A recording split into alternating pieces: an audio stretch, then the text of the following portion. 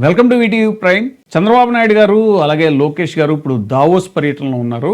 వీళ్ళని కారణం ఏంటంటే పరిశ్రమలు, పెట్టుబడులు, వీటి గురించి ఎంఓయూలు ఇవన్నీ చేసుకొస్తామని. లాస్ట్ ఇయర్ కూడా వెళ్ళారు. ఇన్ని లక్షల కోట్లు, అన్ని లక్షలు వెళ్ళిన ప్రతిసారి చెప్తారు 10 లక్షల కోట్లు, 20 లక్షల కోట్లు అని. అవి వాస్తవానికి గ్రౌండ్ అయ్యేవి చాలా తక్కువ అనేటువంటి అందరికీ తెలిసిన విషయమే. జగన్మోహన్ రెడ్డి గారు అప్పట్లో దావోస్ వెళ్ళినప్పుడు అలాగా స్పెషల్ ఫ్లైట్ వేసుకెళ్లారు. బోల్డ్ ప్రజాధనం ఖర్చు పెట్టేశారు. ఇన్ని కోట్లు అయ్యాయి, అన్ని కోట్లు అయ్యాయి. వెళ్ళి ఏం చేశారు, గ్రీన్ కో అని చాలా వెటకారంగా గ్రీన్ కోతో ఎంఓయూ చేసుకొచ్చారు అని చెప్పి నారా లోకేష్ గారు అన్నారు.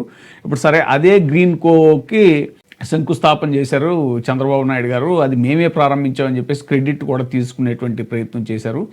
సరే, అసలు ఈ పరిశ్రమల విషయానికి వస్తే ప్రతిసారి జరిగే తంతేది ఇన్ని లక్షల కోట్లు పెట్టుబడులు తెచ్చేసాం, అన్ని లక్షల కోట్లు పెట్టుబడులు తెచ్చేసాం అనేది ఫైనల్గా వచ్చేవి చాలా తక్కువ. ఇప్పుడు అసలు 2014 నుంచి 2019 వరకు చంద్రబాబు నాయుడు గారి పీరియడ్లో చెప్పుకోవడానికి ఒక కియా ఒకటే ఉంటుంది. ఆ కియాని కూడా అసలు రాజశేఖర రెడ్డి గారు ఫస్ట్ ఎంఓయూ చేసుకున్నారు అనేటువంటిది అందరికీ తెలిసిన విషయమే.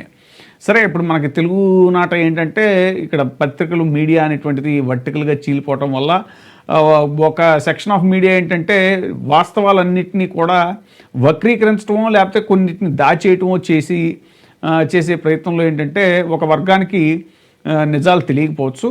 ఇంకొక మీడియా కొన్ని నిజాలు చెప్పడానికి ప్రయత్నించినా, లేదా లైక్ తటస్థంగా ఉండే సోషల్ మీడియా కానీ నిజాన్ని చెప్పడానికి ప్రయత్నించినా కూడా అది నిజం అయినా కూడా నమ్మే పరిస్థితిలో ఒక వర్గం లేరు. అది ఎవరికి అనుకూలమైనటువంటి వర్గం అనేటువంటిది ఆంధ్రప్రదేశ్లో అందరికీ తెలిసిన విషయమే.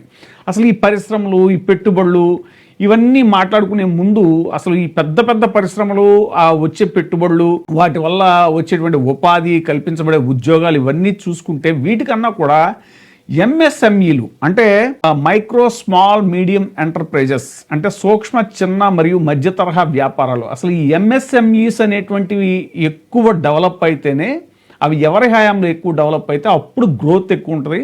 ఈ ఎంఎస్ఎంఈల వల్ల జరిగేటువంటి లాభం ఏంటంటే రాష్ట్రానికి, ఆర్థిక వ్యవస్థకి ఇవి మూలస్తంభంగా ఉంటాయి. ఉపాధి, ఆవిష్కరణ, స్థానిక పరిశ్రమ అభివృద్ధికి దోహదం చేస్తాయి. ఇప్పుడు వివిధ జిల్లాల్లో చాలా ఎంఎస్ఎంఈలు నమోదవుతూ ఉంటాయి ప్రతిసారి. సో పెద్ద ఎత్తున ఉపాధి కల్పిస్తాయి అన్నమాట. ఇవి షణ్ముఖ వ్యూహం అని పవన్ కళ్యాణ్ గారికి పదే చెప్తూ ఉండేవారు ఎలక్షన్ క్యాంపెయిన్లో. మనకు గుర్తుంటే కొంతమందిని ఎంపిక చేస్తాం, ఇయర్లీ ఒక 500 మెంబర్స్కి ఒక్కొక్కరికి 10 లక్షల చొప్పున, లేదా వాళ్ళకు ఉండేటువంటి క్వాలిఫికేషన్ని బట్టి 20 లక్షల చొప్పున ఇచ్చి వాళ్ళ చేత ఒక పరిశ్రమ పెట్టిస్తాం, లేకపోతే వాళ్ళ చేత ఒక చిన్న కుటీర పరిశ్రమ, ఏదో వ్యాపారం, దాని వ్యాపారం అనొచ్చు. ఇవన్నీ ఎంఎస్ఎంఈల కిందకు వస్తాయి. దానివల్ల ఏంటంటే ఎక్కువ మంది సెల్ఫ్ ఎంప్లాయ్మెంట్ క్రియేట్ అయ్యేలాగా వస్తుంది అది. మరి దాన్ని అసలు వచ్చి 2 ఏళ్ళు అయింది దాదాపుగా పవన్ కళ్యాణ్ గారు ఆ ఊసే లేదు. అసలు ఒక్కళ్ళకు కూడా ఇప్పటికి ఇచ్చినటువంటి ఇది లేదు. మరి ఆ షణ్ముఖ వ్యూహం ఏమైందో దాంట్లో భాగంగా దావోసులు ప్రతిసారి ఇలాంటి ఒక తెర మీదకి వస్తూ ఉంటుంది.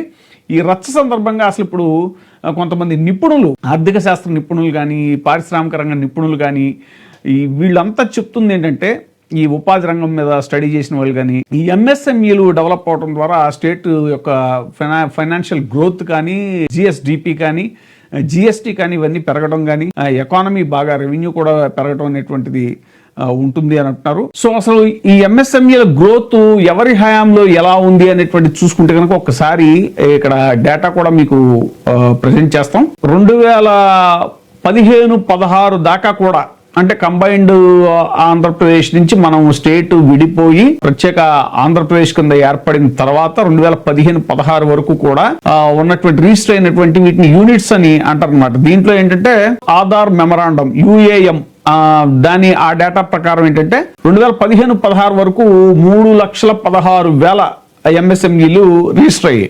2019-20 వరకు కూడా 2019-20 దాకా చూసుకుంటే కూడా 6,68,000 ఉన్నాయి. ఇక 2020-21 అనేటువంటిది ఎంఎస్ఎంఈలకి ఒక గేమ్ చేంజర్ ఇయర్ అని చెప్తారు. కారణం ఏంటి అని అంటే, ఉదయం registration portal was launched on 1st July 2020 and registrations accelerated due to easier online self declaration registration. అంటే ఈ విధానాన్ని 2020లో ఎవరున్నారో అధికారంలో మనకు తెలుసు, జగన్మోహన్ రెడ్డి గారు. సో అప్పటి నుంచి ఇది కూడా బాగా రైజ్ అయింది అని అంటున్నారు. Between 2020-21 and 22-23-24 Andhra registered many new MSMEs, cumulative units growing rapidly year on year. By 2025 Andhra Pradesh approximately 30,78,000 రిజిస్ట్రేషన్లు వచ్చాయట.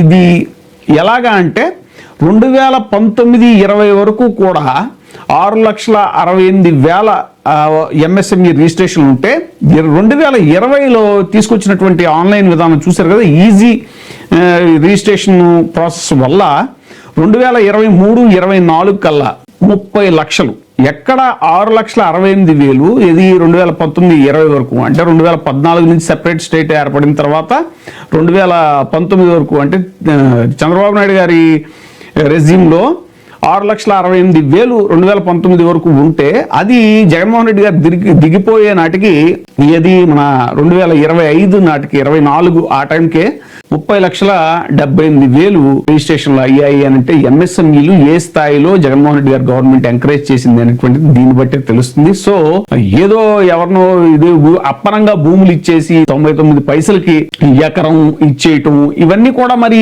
ఎలా, ఇది ఏ రకమైనటువంటి పారిశ్రామిక అభివృద్ధి? ఇప్పుడు మా నాన్నగారు బ్రాండ్ చూసి సిబిఎన్ అనే 3 లెటర్స్ చూసి అదొక బ్రాండ్, అది ఏ స్టేట్ కి లేని బ్రాండ్ అని చెప్పేసి లోకేష్ గారు పదే చెప్పడం వల్ల ఏంటంటే ఆయన వాళ్ళ నాన్నగారిని ప్రమోట్ చేసే ప్రాసెస్ లో ఒక రకమైనటువంటి చర్చకి తావిస్తున్నారు. ఏంటి అని అంటే 99 పైసలకు భూములు ఇవ్వడం ఏంటి? మరి బ్రాండ్ ఉన్నప్పుడు, సిబిఎన్ బ్రాండ్ ఉన్నప్పుడు కోట్లు పెట్టి, ఇప్పుడు బ్రాండ్ ఎప్పుడు తక్కువ కమ్మరు కదా, ఆ టాప్ బ్రాండ్స్ ఎప్పుడు కూడా తక్కువ పెట్టుకుంటాం, ఎక్కువ పెట్టే కొంటాం.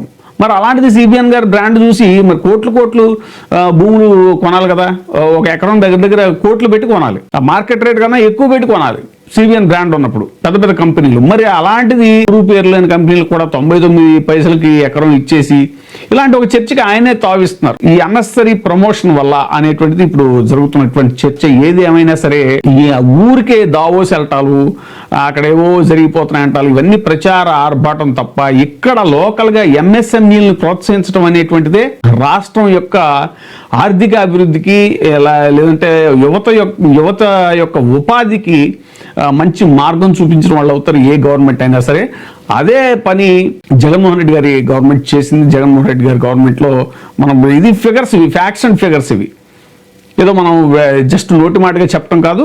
2019 వరకు చంద్రబాబు నాయుడు గారు అప్పుడు మొదటి టర్మ్లో పరిపాలించినప్పుడు కేవలం 6,68,000 ఉన్నటువంటి ఎంఎస్ఎంఈ రిజిస్ట్రేషన్లు 2024 ఎండ్ కల్లా 30,78,000 అవ్వటం అనేటువంటిది ఇదే డేటా. సో ఈ రచ్చ ఏదైతే ఉందో పారిశ్రామిక అభివృద్ధి, ఎందుకంటే కేసీఆర్ గారు లాంటి వాళ్ళు చెప్పారు, అక్కడ ఇది వంట చేసే వాళ్ళకి సూట్ వేసి కూర్చోబెట్టి వాళ్ళ పారిశ్రామికవేత్తలైన వాళ్ళతోటి ఎంఓఈలు చేయించుకున్నారు. ఇవన్నీ అవసరమా? చక్కగా యువతని, మనకి మ్యాన్ పవర్ బోల్డ్ ఉంది, చదువుకున్న యువతకి ఉద్యోగ అవకాశాలు, ఉపాధి అవకాశాలు, సెల్ఫ్ ఎంప్లాయ్మెంట్ క్రియేట్ చేయడానికి ఇలా ఎంఎస్ఎంఈలను ప్రోత్సహించడం అనేటువంటిది సరైన మార్గం అనేటువంటిది ఇప్పుడు జరుగుతున్న చర్చ.